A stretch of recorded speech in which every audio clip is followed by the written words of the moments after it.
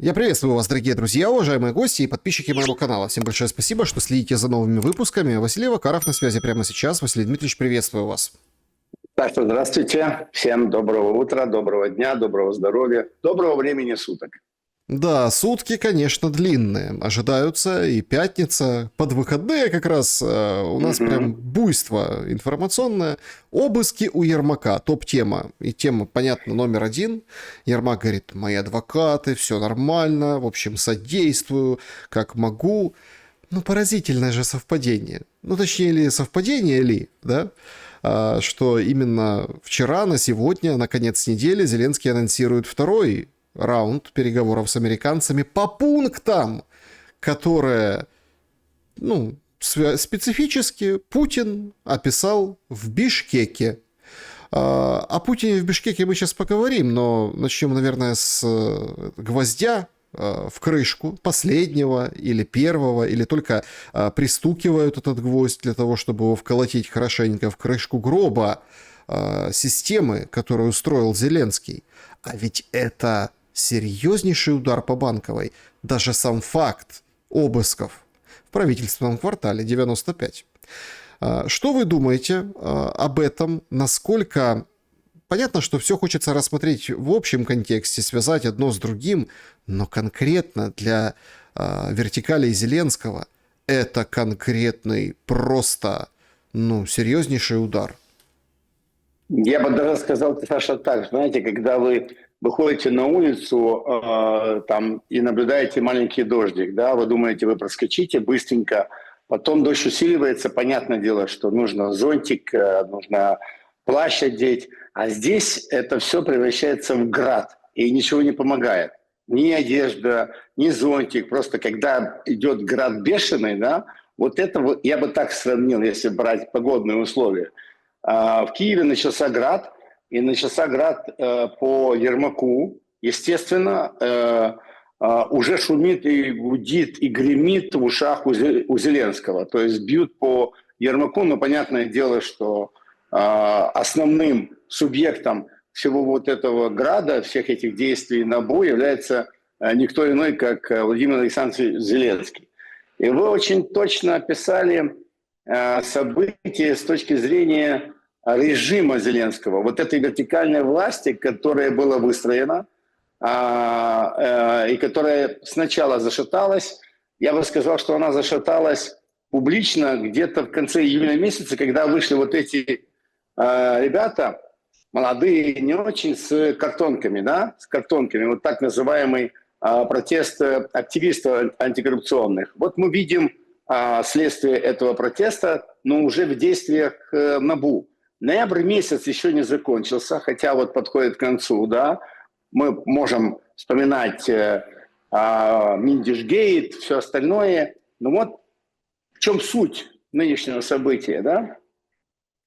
Настолько быть уверенным в том, что ты прав, настолько быть уверенным в том, что у тебя сила, у тебя вся структура под тобой, и ничего не меняется, да, может быть только человек, который, не объективен. А Зеленский в последнее время стал необъективен.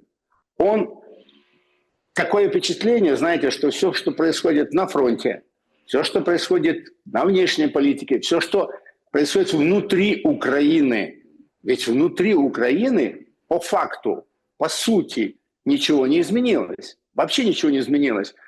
Люди получают в среднем $50 пенсии, и люди получают в среднем $200 зарплаты. Вот это стабильность, это факты, они не поменялись, да? Вот. А все остальное не просто меняется, а меняется очень быстро. И вот Зеленский не улавливает это все, потому что кто-то посадил его в теплую ванную, кто-то говорит ему информацию о том, что все хорошо. Или же есть второе. Он, будучи актером, понимает что-то о реальной жизни, но продолжает играть свою роль. Роль его очень простая сегодня и была. Он продает народу иллюзию. Он продает людям иллюзию. Он продает украинцам в первую очередь. Вот эти слова, вы, кстати, часто их ну, в кавычках употребляете, пишете, вот это потужный, стильный, значит, справедливый. Это же все прилагательные глаголы, которые характеризуют иллюзию. Вот он продает иллюзию, когда он на день достоинства, на день достоинства, да, высказался публично о том, что прекратите срач, вспомните достоинство. Это был пик продажи, пик роли его, да, потому что он говорит о том, что давайте, он вспомнил о достоинстве, о том, что действительно это иллюзия, но требует прекратить срач. Срач, Саша, это уже не иллюзия. Срач – это характеристика того положения, в котором он оказался. Да? И вот это все зашаталось, это все рушится. А мы с вами знаем, мы были свидетелями не одного Майдана, но как минимум двух, да, 2004 год, 2013-2014. Мы знаем, как это бывает в Киеве, как это раскачивается и как быстро может прийти конец власти. Она может рухнуть в одночасье. И вот мне казалось, что я так думал, я полагал, что Зеленский более-менее осознает. Он понимал, что вот скоро, знаете, поднимается вот эта иллюзия, и вот она рухнет, вот будет обвал. Но кто-то подсказывал ему, а может быть, действительно, он уже вот в состоянии кайфа не уловил того, что обвал вот сегодня утром начался обвал. Как бы кто ни говорил, но власть Зеленского начинает заканчиваться, извините за тавтологию, она просто рушится, она валится. Когда это произойдет? Что с ним будет завтра? Давайте мы не будем играть в конспирологию, но события красочные, да, правительственный квартал, приезжает НАБУ, с 5 часов утра идут обыски в квартире у Ермака, дальше едут к нему домой, обыски проходят там.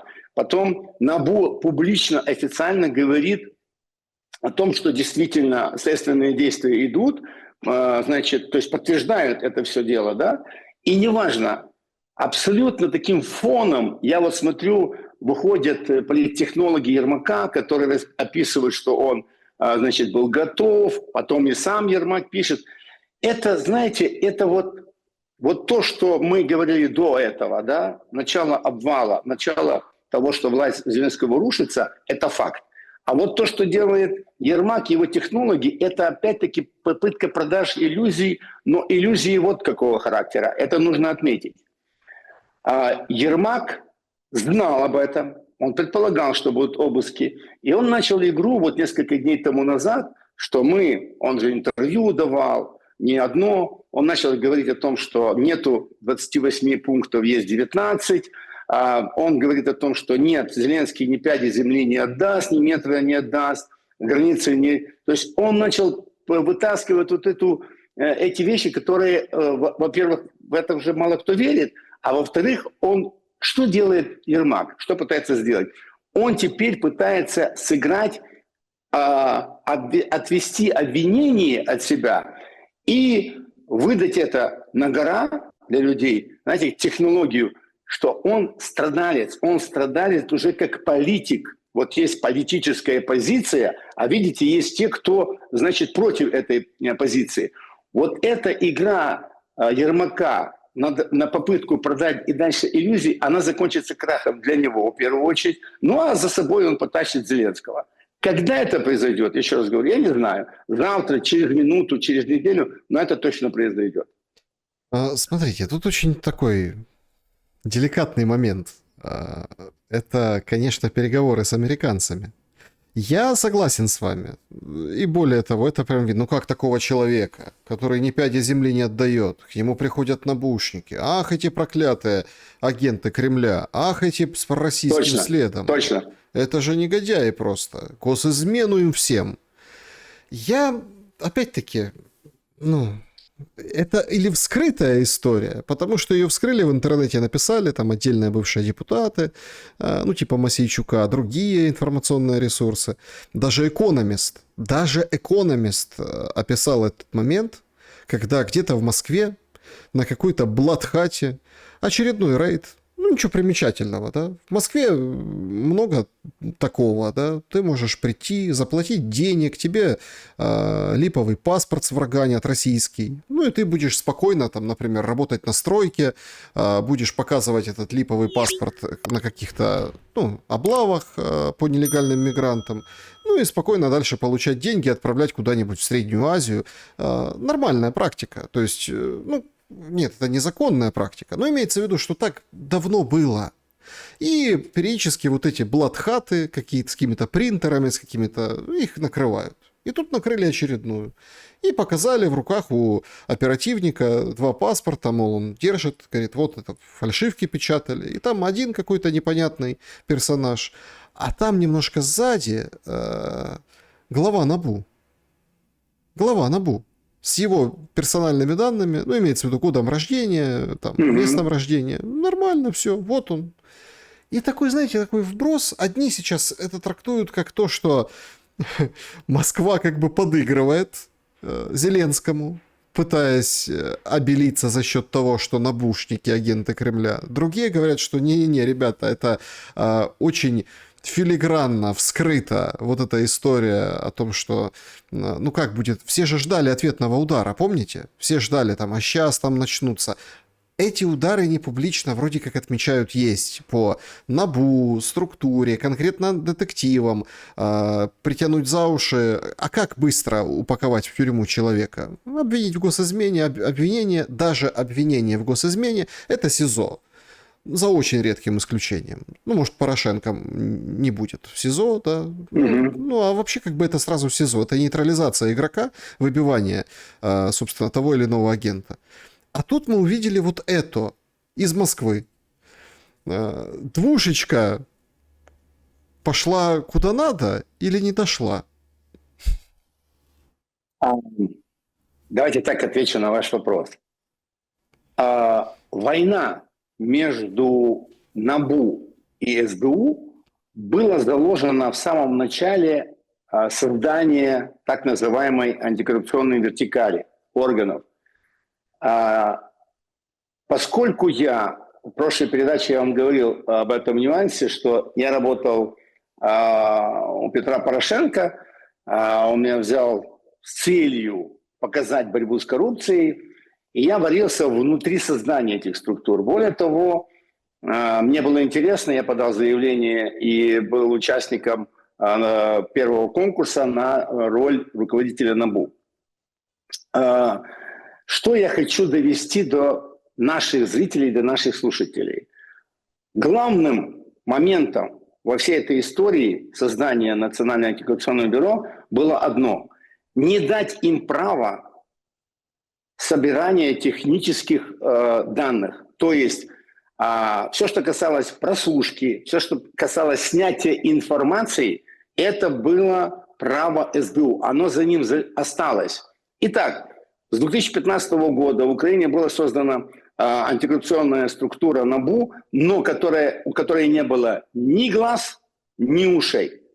Единственное, откуда они получали информацию, это с интернета публичного, либо через созданных им агентурную сеть.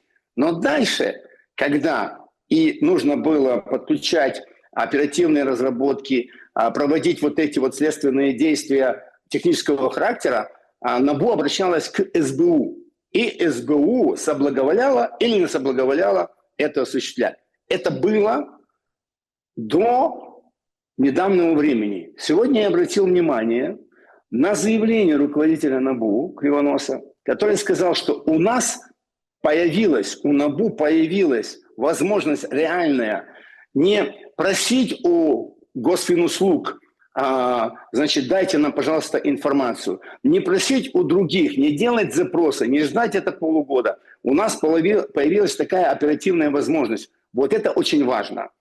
На Украине произошел переворот вот в этом отношении для НАБУ. То есть НАБУ действительно стало тем органом, который не просто будет, значит, обращаться к СБУ, обращаться еще куда-то, а самостоятельно осуществлять эти действия. Давайте зафиксируем это. Теперь отвечаю на ваш вопрос, вот эта двушечка и все вот эти вот моменты. Да, в Москве действительно, можно было раньше приезжать, работать на стройках, все как вы описали. Но последние несколько месяцев любой иммигрант, который приезжает в Москву или в Российскую Федерацию, значит, он обязан самоидентифицироваться. Он идет там в МФЦ, получает документы на статуса, а дальше следующий шаг, он идет в Сбербанк. И в Сбербанке открывается счет для него. В Сбербанке выдается ему карточка мобильная, Сбермобайл. Дальше все вот это загружается в сеть и, значит, фиксируется на госуслугах. Ну, на украинский манер это в Дии. То есть вот это такая система. Последующие события, да, то есть у человека работает телефон, у него зарплата, ему могут написать или позвонить с МФЦ и спросить: алло, здравствуй, там, Махмед или там, неважно, Руслан, где вы находитесь? И тот человек обязан сказать: я нахожусь здесь. Мало того, у него могут попросить фотографию. Фотографируйте с места работы. То есть не так все сейчас здесь, как было раньше. Ну, условно, я просто знаю, о чем я говорю.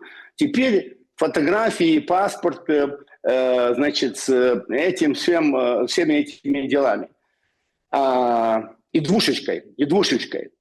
А двушечка здесь заиграла очень серьезно, потому что люди, которые создали сеть или были частью сети, я имею в виду прежде всего люди, которые выходцы из Украины, которые переехали сюда и пытаются работать в системе, скажем, спецслужб украинских, британских и так дальше, им сначала дали предупреждение, а потом здесь правоохранительная система начала работать, собирать материалы. А кто они? А чем они занимаются? А куда пошла эта двушечка?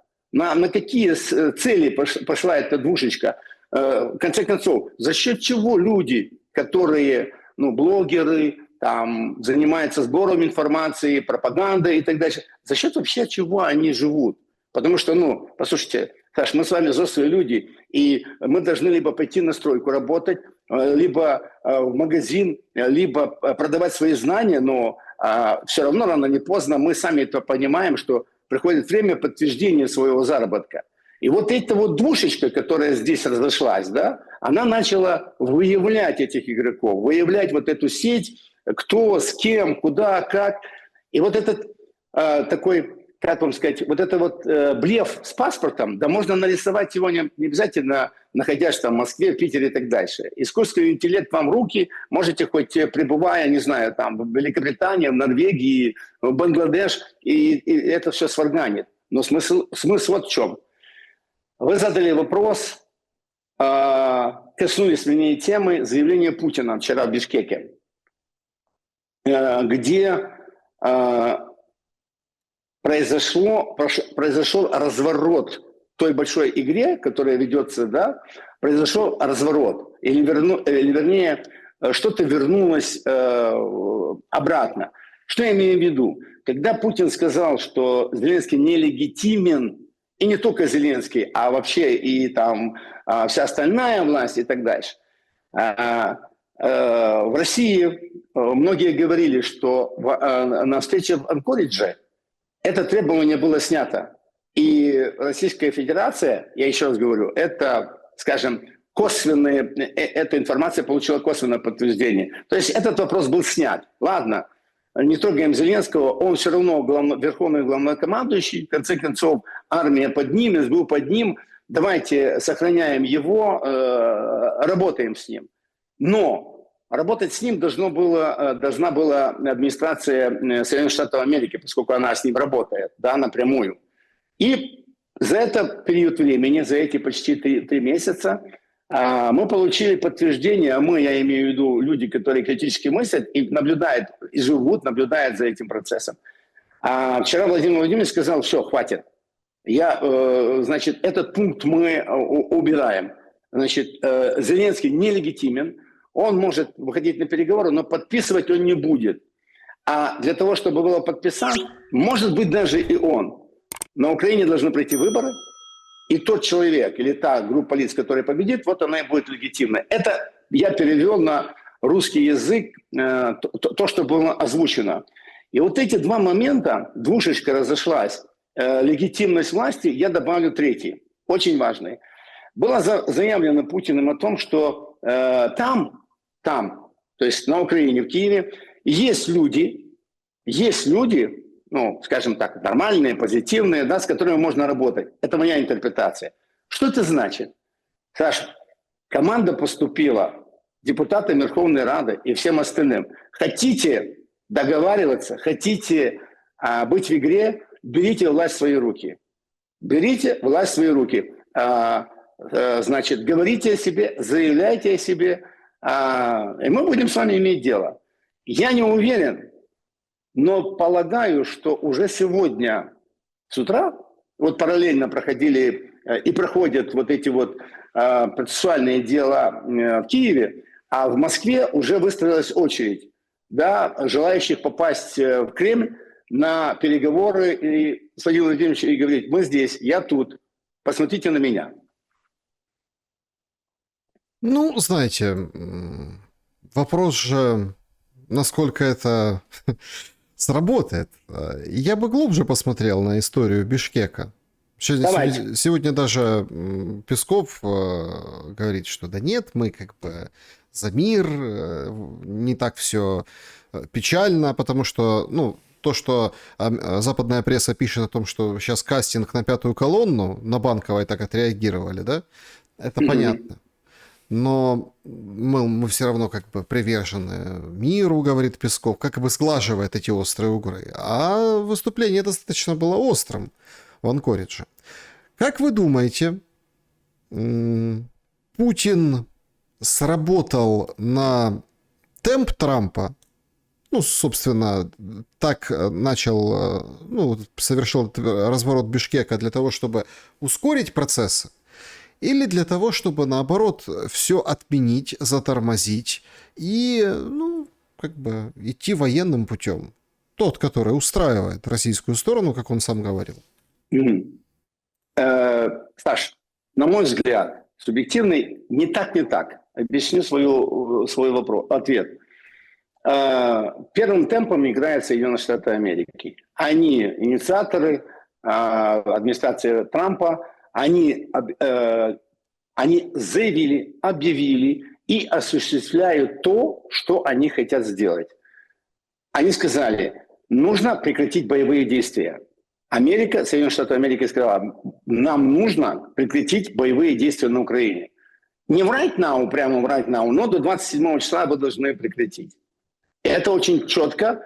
И команда была услышана, и уже команда из людей, сформированных по-новому, новая команда, взяла под козырек и поехала выполнять. Поехали Димскол со своими коллегами-генералами, 4-звездными, поехали в Киев, на прошлой неделе это было, провели встречу с парламентерами, с правительством, и с Зеленским в том числе. Да? Мало того, после встречи с Зеленским Димскул собрал руководителей посольств иностранных государств, которые находятся в Киеве, и довел им свою позицию. То есть черным по белому эти люди сказали, смотрите, Украина проигрывает на поле боя. ВПК Соединенных Штатов Америки не способна удовлетворить нужды, которые даже вот вы, европейцы, будете покупать. Объективная картина вот такая. Все. Остальное, все это давайте припрессовывать и так дальше. Поэтому необходимо что сделать? Заканчивать боевые действия. Возможно, это я от себя добавляю, возможно, что это нужно администрации сегодня и на сегодня. Через полгода или через год. Там ситуация может поменяться, и Украину будут использовать, может быть, даже по новой, может быть, более сильную, более вооруженную против Российской Федерации. Возможно. Но пока давайте поговорим за сегодня.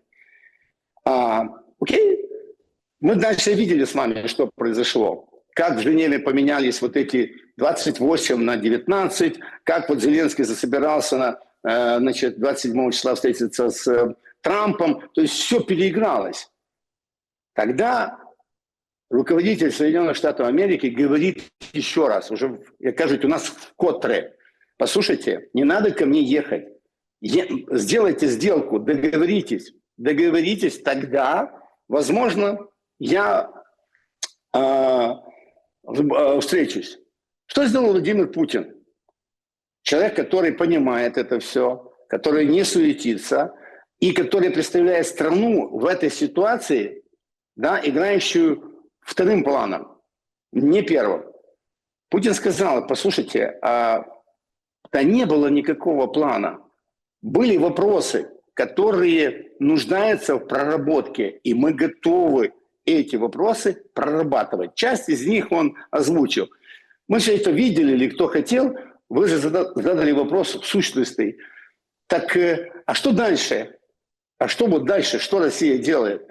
Послушайте, Саш, Россия – это не Советский Союз. Россия – это капиталистическое государство. Здесь есть бизнес, здесь есть свои башни, здесь есть свои политики. Здесь все считают, просчитывают. Здесь есть своя конкуренция. И люди в России, да, думают, и еще раз говорю, просчитывают, думают, а сколько средств нужно заплатить за продолжение боевых действий, да? Сколько средств нужно заплатить за содержание, удержание. Здесь нету дураков. Здесь нету дураков. Еще раз говорю, это не Советский Союз, это капиталистическое государство. И когда здесь просчитывают, как нам достичь своей цели, один из вариантов – это вооруженным путем. Да, Владимир Путин сказал: мы все равно достигнем этих целей военным путем, не вопрос. Но мы открыты для переговоров. Да? Пожалуйста, определяйтесь. И конечная такая деталь, на которую я обратил внимание. Владимир Путин сказал: для того, чтобы завершить боевые действия, Украина должна вывести свои войска. Откуда? Да, очень интересный вопрос. Да, он не сказал откуда. Он не сказал с территории ДНР, или с территории ДНР и ЛНР, там же тоже еще есть, или с территории, все территории, которая считается конституционной, она записана в Конституцию Российской Федерации.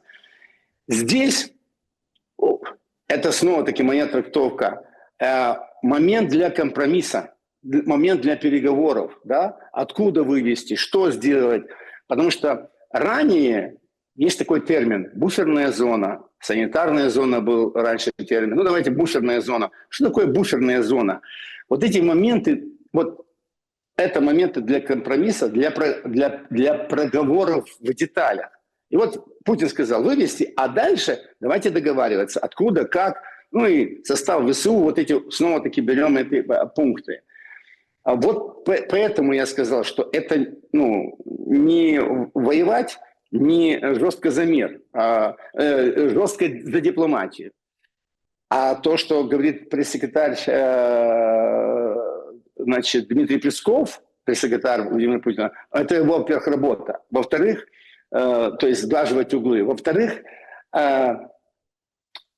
слово вы употребили: так Россия за мир. Конечно, за мир. Конечно, за мир. Просто мир,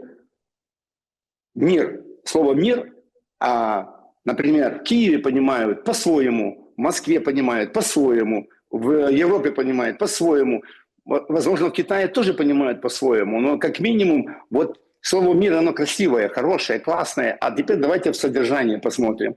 Мир для России на сегодняшний день – это достижение цели СВО. Они выписаны, они сказаны. Можно ли в этих целях найти главное, а где-то компромиссное? Главное, это было озвучено не единожды, с этих 28 пунктов. Главное, это, во-первых, безопасность людей, проживающих на Донбассе. Так же сказано, так написано. Донбасс – это и ЛНР, и ДНР. Дальше. Защита людей, которые проживают на исторических территориях. Да? Это уже и Херсонская область, часть, и Запорожская область. Дальше. Чтобы в последующем из территории Украины не было угроз. Это буферная зона. И это, что будет дальше с тем образованием, которое называется Украина, или будет называться. Вот это очень много деталей. А в самом плане, которые, ну, знаете, пунктах плана, да, я, например, слышал о коса, о дамба, о Запорожской атомной станции. Это что? Это чье?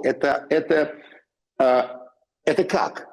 Это, видите, вот эти детали я слышал от политических экспертов, от политиков российских, которые проговариваются здесь задаются вопросы. Вроде бы, как в самом плане их нету, да? Но когда здесь говорят, и Путин говорит, мы готовы на компромиссы, тут выходит, значит, Ермак говорит, не пяди земли, тут выходит Стефанчук и говорит, Крым должен вернуть. Ну, ребята, вы вообще вот, ну, вы отдаете себе отчет, что вы просто-напросто ломаете все. Вы ломаете, вы говорите, мы не пойдем на мир, мы не пойдем на эти условия, и вы ломаете и Путина, и Трампа. Ну, пацаны, послушайте, наверное, у вас есть какая-то сила, у вас должна быть какая-то уверенность, но это же не хулиганье какое-то, это же не пацанские разборки на улице. Здесь тянуты огромные средства, огромное количество людей, политиков. И поэтому тем, кто так говорит, будет указано на их место. Плюс-минус вот так, Саша. Главное, как бы мы не обсуждали вот эту тему, все сводится к простым вещам, даже к одной простой вещи. Кто победитель? На сегодняшний день Dream School, руководитель переговорной группы, министр армии Пентагона, армии, США, говорит черным по белому: Россия побеждает на поле боя. Все. А теперь трактуем, как хотите, так и трактуйте. Ну, смотрите, тут как бы трактовать... Тут нечего трактовать. Здесь, смотрите... Надо выполнять. Тут не то, что надо выполнять. Вопрос заключается вот в одном очень таком деликатном тоже моменте. А некому выполнять. Почему? Потому что мы с этого начали. Вертикали рушатся. Так смешно выглядит это все, говорите, политтехнологи, Ермака. Есть такой канал, ну, не шибко большой в Телеграме, называется «Тайны депутата». Ну, видимо, какой-то сливной бачок очередной. Все, нет ни одного сообщения. Ни одного. Там Гончаренко бьет копытом, кричит: сейчас давайте телефон Ермака, вот где все тайны. Там сразу можно 100-500 уголовных дел как бы зайти. То есть рушатся вертикали.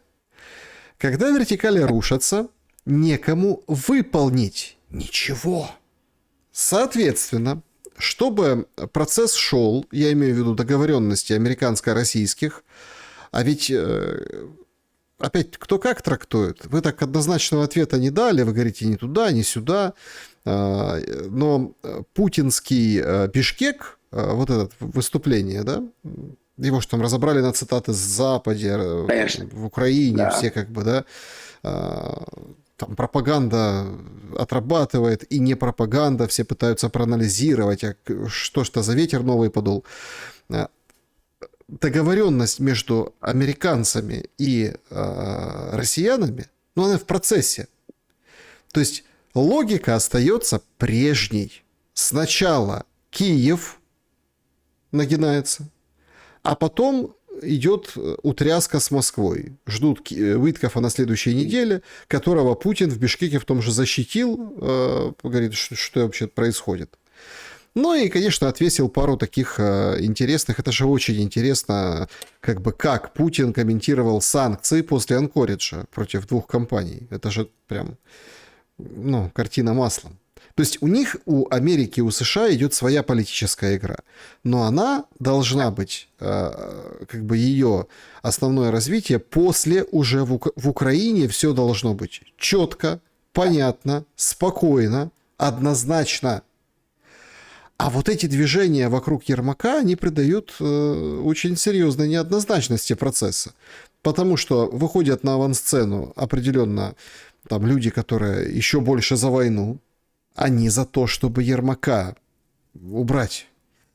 А люди, которые против войны, но тихо молчат, никому не говорят, те, которые, может быть, в очереди, которые вы описали выше в Кремле, типа кастинг на пятую колонну, они тоже за то, чтобы убрать Ермака.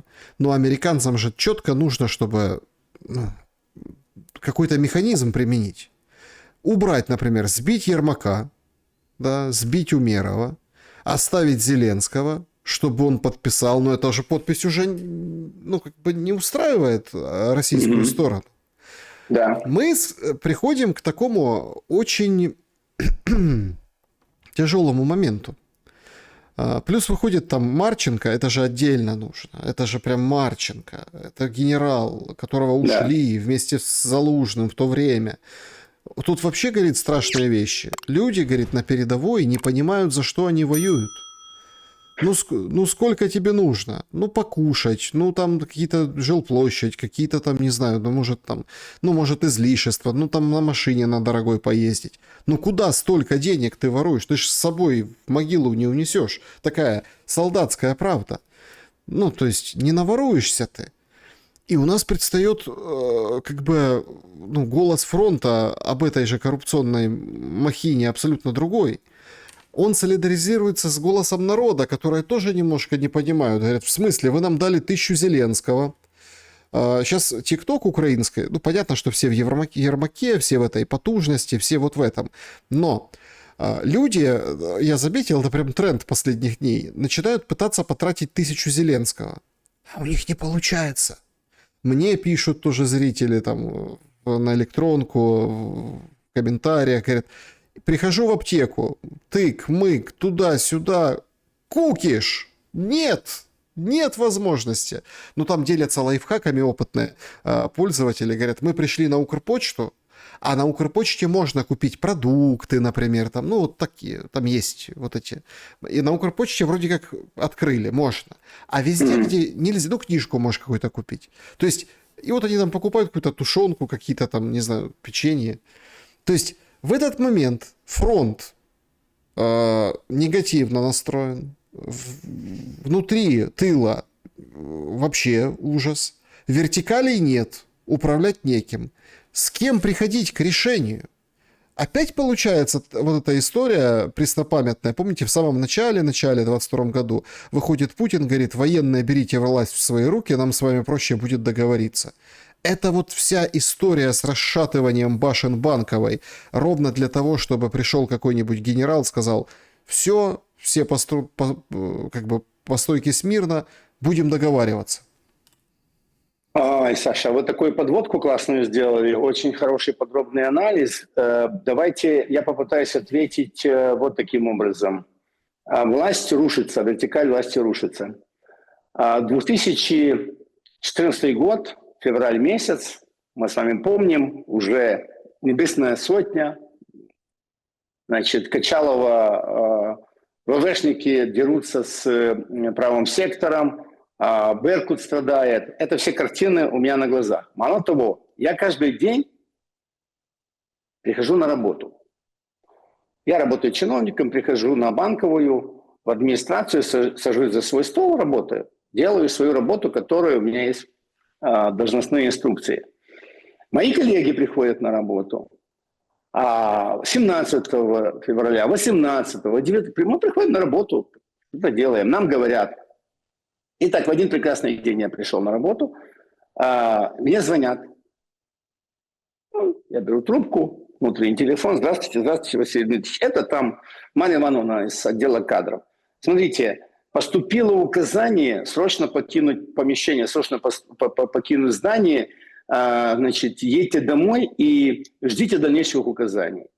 Я говорю, Марья Ивановна, а в чем дело, в чем... Есть какая-то причина? Конечно, если можете объяснить. Она говорит, в администрацию скоро вдерутся бандеровцы, да, и будут здесь тут всех резать, решать, поэтому очень быстро покиньте здание. Для меня, как для человека, тогда в эту секунду рухнула власть. Вот как власть рушится. У каждого есть, знаете, каждый человек находится на каком-то месте, он видит, он очевидец или он свидетель того, как рушится власть. Вот для меня так она рухнула. Да, вот я поехал домой, я даже не знаю, Марья Ивановна мне звонила, неважно. Но перед этим за несколько дней Янукович, который был президентом, он не дал ответ министру внутренних дел. После этого министр внутренних дел, Захарченко на то время был, не взял трубку на руководителя Беркута, скажем, военных подразделений, там была коалиция их, да, он не взял трубку. Закончилось это тем, что майор, один из майоров, руководитель Беркута, это реальная ситуация, реальная картина, который был противостояние между майдановцами и Беркутом, он позвонил своему непосредственному руководителю, там, раненые, убитые, хотел уточнить там команду и так дальше. А у него не взяли трубку. Вот так власть рушилась постепенно, за сутки, за двое. Она так рухнула.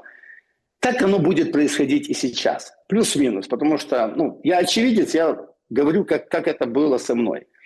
Что происходит потом, на следующий день или через несколько часов? Вот это вот безвластие, оно кажущееся. Потому что вот для меня было так, для кого-то так. Что будет дальше? Люди, которые готовы взять власть, люди, которые смелые, рискованные, они заходят в здание, они меняют охрану, они говорят, мы тут власть. Понятное дело, телевидение, пресса, вот это Качалова, кто-то веселится, кто-то вот... Но все равно есть люди, которые берут власть. Кто взял власть через несколько дней или несколько часов в Киеве и на Украине? Парламент засел, и сказали депутаты, временно исполняющий полномочия президента Турчинов, этот временно, вот мы власть. Послушались их, не послушались. Плюс-минус так оно и будет сейчас.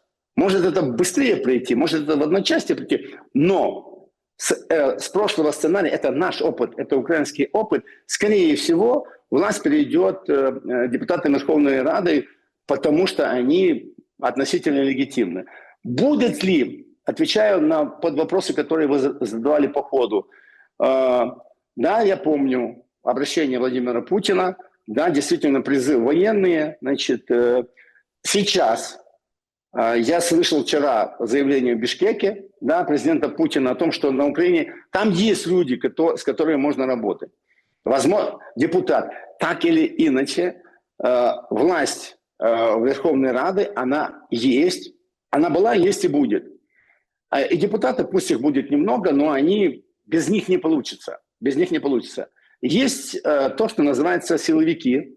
Это СБУ, это, значит, армия. Вот это теперь отдельно. Силовики есть, депутаты есть, все как бы возможно, но главным отличием сегодняшних событий и того 2014 года это роль армии. Тогда на Украине вооруженные силы Украины не были втянуты в события на Майдане. Да? Армия была в стране. Сейчас армия воюет, армия – это власть. Армия – это власть. И мало того, армия через ТЦК, как бы это плохо не звучало, но ТЦК подчиняется главкому сухопутных войск. Поэтому это тоже подразделение армии. Итак, власть в армии и в спецслужбах. Вот они и будут говорить, вот они и будут руководить. Они и будут той властью реальной, которую мы получим завтра. Это правда. Путин в Бишкеке ответил на вопрос о том, кто встречался в Эр-Рияде. Потому что перед этим была информация о том, что руководители силовых структур, спецслужб Украины и России провели переговоры в Эр-Рияде. И Владимир Путин подтвердил, что да, встреча была. Значит, он сказал, что контактировали силовики, руководители спецподразделений, они контактируют очень часто, потому что, контактируют. Слушайте, мы помним по фильмам, по книгам, что во времена Второй мировой войны и Великой Отечественной все равно в Швейцарии или в других странах руководители спецслужб встречались и вели переговоры. ведут переговоры и сейчас. Кто от имени Украины был на этих переговорах? Я наверняка не знаю, но давайте предположим, что это был начальник Главного управления разведки Буданов и его команда. Кто был с Российской Федерации, тоже можно предположить. И так силовики встретились. Да, там присутствовал кто-то из Соединенных Штатов Америки. Почему я на это акцентирую внимание? Потому что Владимир Путин подтвердил эту встречу, сказал, что это переговоры ведутся постоянно.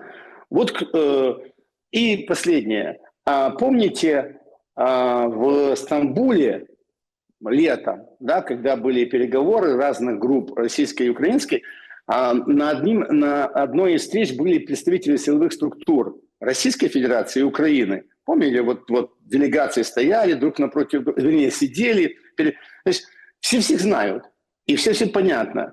Люди военные и люди, руководители силовых структур, они понимают, как это все работает. Вот кто будет, ну, скажем, персонально представителем, я не знаю, я имею в виду от Украины, от дальнейшей власти. То есть вы говорите, вот придет генерал там или еще, ну, генералов есть очень много и в спецслужбах, и в армии, но вы назвали человека военного, который вышел в эфир и говорит, он озвучивает главную тему. Это голос военного, это голос генерала армии. Он говорит, на Донбассе военные задаются вопросом, мы пока тут воюем, мы пока защищаем, мы терпим, а что происходит в тылу? Победы не может быть, даже поражение не может быть в таком, ну, более-менее нормальном смысле, если армия и тыл, если фронт и тыл не взаимодействуют. А взаимодействия нету, и армия говорит голосом, послушайте, вы в тылу, что вы делаете? Вы забрались, вы заворовались, поэтому мы, армия, значит, задумались над тем, что нам делать. Мы задумались над тем, за что мы воюем. Это очень серьезная позиция. Объясню почему. Здесь я подкреплю своим наблюдением. Я иногда смотрю выступления, вот местные паблики, тернопольские, львовские, ну, есть блогеры, есть там разные телевизионные специалисты, которые обсуждают у себя. И на прошлой неделе на одном из на одном из западноукраинских ресурсов я услышал дискуссию. Во время дискуссии бывший военный, ну, он не бывший, наверное, в отпуске. В общем, он задал вопрос и на этот вопрос ответил. Так виноваты кто? Когда он это сказал, я прошу прощения у всех, да, я это слово не слышал раньше. Саша, вчера вечером я обнаружил, есть такой канал «Эспрессо», «Эспрессо ТВ», да, в Киеве. Раньше он принадлежал Авакову, сейчас вроде бы Порошенко. В общем, суть. Там идет дискуссия. И пишут черным по белому. Послушайте, эти евреи, которые собрались в Киеве, они, значит, обворовывают страну, они занимаются коррупцией. О-о-о-о. Саша, о чем это идет речь? Военные говорят, мы не понимаем. Военные говорят, вы там а в тылу начинаются разборки и указывается пальцем, кто виноват, какая этническая группа. Что мы... Давайте историю вспомним. Я к чему веду? Что идет поиск виновного и виновных. И вот Ермак и Зеленский, поскольку они относятся к одной этнической группе, они уже обществом, они народом определены, что они виноваты. Это страшные вещи, которые я рассказываю, но ничего не выдумываю. Я ссылаюсь на источники информации, просто анализирую то, что и вы видите. Смотрите, давайте так. Я хочу просто уточнить этот момент, это очень важно. Тогда, в те времена, когда вы вспоминали про Майдан, вам позвонила Марья Ивановна, да. Тогда гарантами вот этого перехода, гласными, негласными, обманувшими Януковича, не без этого, но выступили европейские послы. Американцы были в стороне, и, ну, там, понятно, Меркель, да, Оланд, ну, то есть вот это вот потом все превратилось в такую нормандскую четверку. Как вы думаете, если сейчас происходит нечто подобное, я имею в виду конкретно Майдан, Ну, то есть, Железняк же четко говорит, выходите на Майдан защищать НАБУ. Сейчас по ним будут бить, потому что пришли к святой корове, священной корове Али-Бабе, да, к Ермаку. Вот условно Майдан. И Майдан заканчивается какой-то сменой власти. Ну, по тем аллюзиям, да, которые вот у вас... Тоже, кстати, там много совпадений. Это же 12-летний цикл, опять год лошади. Вот это 14-й год начался, да, вот ну, имеется в виду, год лошади. Все так ждали, эту лошадка сейчас нам принесет. Угу. Принесла лошадка. 14-й год. Хватит ли условно только американцев? Ну, Дрискала, который приедет и скажет, смотрите, ребята, я вам гарантирую, ты сейчас берешь, сейчас мы толкаем Зеленского, тот шатается, падает, ты приходишь, военный или там, не знаю, политик, или полувоенный, полуполитик, приходишь и поднимаешь эту власть, мы тебе гарантируем, что мы тебя будем поддерживать, и твоя задача будет условно через 100 дней, или там 3 месяца, или быстрее, или короче, или длиннее, как бы собрать все воедино, с русскими все на мази, и, в общем, провести выборы. Может, ты и переизберешься, потому что мы там ставим на тебя, мы тебе гарантируем, что все будет хорошо. Ну, или потом будет какой-нибудь Вена-2, где, условно, только под американской эгидой, где мы назначим президента, как вот был назначен Порошенко. Хватит ли американцев для этого толчка? Только американцев. Ведь евродепутаты уже выдали свою резолюцию. Депутаты требуют никаких территориальных уступок, ничего, ты. Кая Каллас вышла, опозорилась, говорила, за 100 лет на Россию никто не нападал. 19 раз они нападали. По нескольку раз на некоторые страны. И вообще, говорит Кая Каллас, для Украины невыгодно быстро заканчивать войну. Невыгодно. То есть, смотрите, кто будет гарантом? Кто выйдет и скажет, окей, кто будет, хорошо, не режиссером, медиатором процесса? Дрискал может? Вы задали очень серьезный вопрос. Давайте так, сначала определимся. Итак, ничего без Украины про Украину забыли, выкинули в мусор. Сейчас все обсуждается без Украины, да, и будет решено без Украины. Плохо это, хорошо, по-разному можно к этому относиться, просто это факт.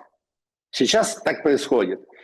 Господин Дрискал, армеец, люди, которые были в составе делегации, армейцы, это армия Соединенных Штатов Америки, они могут навести контакты с армией, с украинской армией, с вооруженными силами, с Генштабом. Здесь все, они говорят на одном языке. Но в составе вооруженных сил Украины есть подразделения, которые упикуются политиками. Порошенко опекуется каким-то своим подразделением, кто-то опекуется другим подразделением. И мы с вами понимаем, что эти подразделения могут не подчиняться всей армии. Они могут выступить на стороне отдельных политиков. Таковы, это, я не говорю, что так будет, но это возможна такая ситуация. Это первый риск, огромный. Дальше. Европу вы вспомнили, Европарламент. Слушайте, ну тут, ну что я могу сказать? Иррациональность, она тоже имеет, я думал, свои границы. Но я вижу, что Кая Каллас, она переходит эти грани, она уже за пределами иррациональности, и она живет в мирке. Я бы назвал это так, это кастовость или, ну, это даже не кастовость, это секта. Вот давайте так обозначу, да, вот я хочу сказать, что Кая Каллас и многие другие, как она, это сектанты. Это секта людей, которых ограничили в идеях, которых выставляют на телевизор, и они каждый день должны проповедовать, навязывать всему обществу или тем, кто их слышит, ровно одни фразы. Это секта, это больные реально люди, заточенные на войну. Сектанты говорят ртом Каи Каллас, Украине невыгодный быстрый мир. Почему невыгодный? Почему она решает за Украину? Она даже не спрашивает у людей. Просто вот это сектанты, которые говорят, мы главное вот так. Но тут она-то болтает, но есть более серьезный пласт людей, от которых зависит то, что будет на Украине. И вы задали вопрос, достаточно ли силы Рискола и окружения, достаточно ли силы Соединенных Штатов Америки, чтобы события перехода власти на Украине не, имели кровавого продолжения, чтобы не было междоусобицы, чтобы не было того страшного сценария, который может быть. Нет, недостаточно, к сожалению. Недостаточно. И здесь и европейцы будут играть. Но когда мы говорим европейцы, смотрите, давайте обозначим одну вещь. Зеленский является сотрудником Ми-6. Не агентом, а сотрудником Ми-6. Он давал присягу, вся его семья живет в Англии, в Лондоне, жена, дети. То есть он дал присягу королю, король его принимает, 3 раза. Это конкретный сотрудник спецподразделения Великобритании. Убежит он туда, скорее всего, не знаю, не его судьба, не о нем речь. Есть похлеще ситуация, потому что Ми-6 и Ми-5, они координируют и контролируют спецподразделения украинские. К примеру, Служба безопасности Украины. Она не подчиняется Соединенным Штатам Америки. Это вертикаль, которую, руководитель СБУ назначает, Зеленский, он его снимает. То есть Зеленскому не надо ни с кем согласовывать, будет Малюк сегодня или не будет. Это конкретные подразделения Зеленского. Поскольку Зеленский является сотрудником Ми-6, значит, руководство СБУ или, по крайней мере, верхушкой находится в Англии. Насколько эта страна, насколько даже спецслужбам будет выгодно взорвать на Украине, да, или подорвать, или сделать какие-то политические убийства, да? Я не знаю, что у них в голове, но мне кажется, что, отвечая на ваш вопрос, если только США, они не справятся с ситуацией на Украине. Назвал риски. Это есть подразделения в армии, которые могут не подчиниться руководству Генштаба и, соответственно, США. И есть Служба безопасности Украины, ее руководитель и почти все руководство, которое подчиняется спецслужбе Великобритании. Понятное дело, что в этой игре и в этой такой, командной или разной, да, из разных стран собранной команды, возможны провокации и провокаторы, как говорят исполнители, да? То есть простого оперативника или руководителя оперативной группы. Что было на Майдане? Откуда почему я об этом рассуждаю? На Майдане в времен 14-го, видите, опять возвращаясь к этому, работали спецслужбы очень многих стран. Проходили агентура разных стран. Десятки стран давали своих агентов, которые обучали, вербовали. Это полигон был. Поскольку для Украины, к сожалению, отдана спецслужбам в качестве полигона, здесь могут просто-напросто, как условно говоря, какие-то колумбийцы, обученные англичанами, какой-то отряд, пойти, например, и взорвать Верховную Раду, условно, или попытаться сделать такой террористический акт. Вы, конечно, такой сценарий, смотрите, да, можно вас, конечно, хейтить за это, но когда Запорожская областная военная администрация гордится тем, что Запорожье защищают тысячи колумбийцев, показывают их фотографии, репортажи, и ты такой сидишь и смотришь, навоевались. Саша, знаете, эти генералы американские, которые были в Киеве, они же предоставили информацию, они сказали: послушайте, Зеленский, смотрите, мы продаем вам оружие, да, а это оружие, часть этого оружия мы находим, например, да, там же идет борьба у администрации президента Трампа с частью стран Латинской Америки, да, с наркодельцами, наркоторговлей. То есть я не только про Венесуэлу. И американская разведка говорит: смотрите, виды оружия такие, мы обнаружили у этих, местных боевиков в Латинской Америке. Как туда оружие пропало? Как оружие наше американское, которое мы продали вам, поставили, да, оно оказалось в этих странах.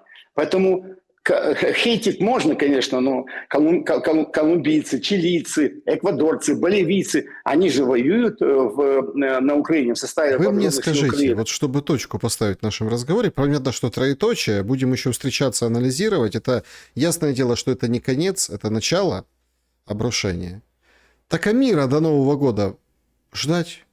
Просто мы сейчас обрисовали и ушли вот в такую сценарную, ну, вы поняли, историю, ну, слушайте, что нам нужно ждать только... Эмоции, и каждый из нас что ждать только пока вот это фронт будет двигаться к какой-то условной точке, пока там в Москве не надоест, в Украине не плюнут, и, собственно, так зачем этого ждать, если можно решить сейчас, как раз-таки вот до этого Нового года?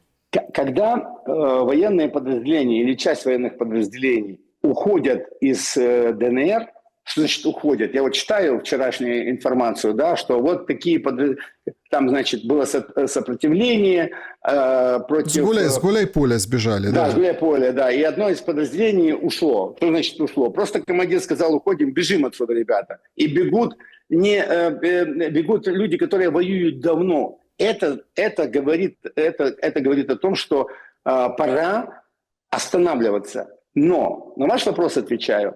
Саш, я оптимист, но в данной ситуации хочу вам сказать, что мира не будет до Нового года, это точно.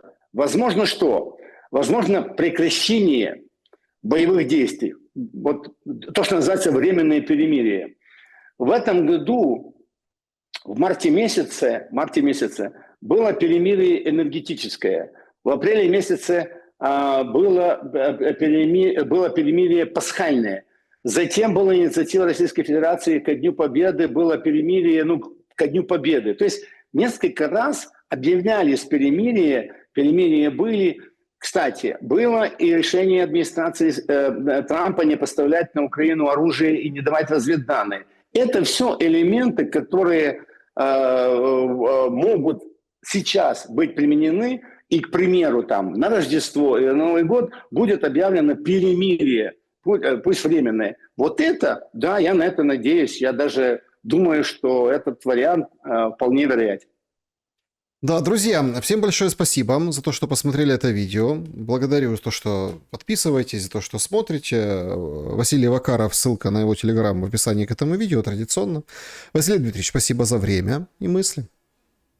Спасибо вам, и будьте все здоровы. Всем добра и света. Уже этой осенью не увидимся с Василием Дмитриевичем, а увидимся зимой. А вот черная будет она или с лучиками надежды, обсудим. Добра и света. До скорого.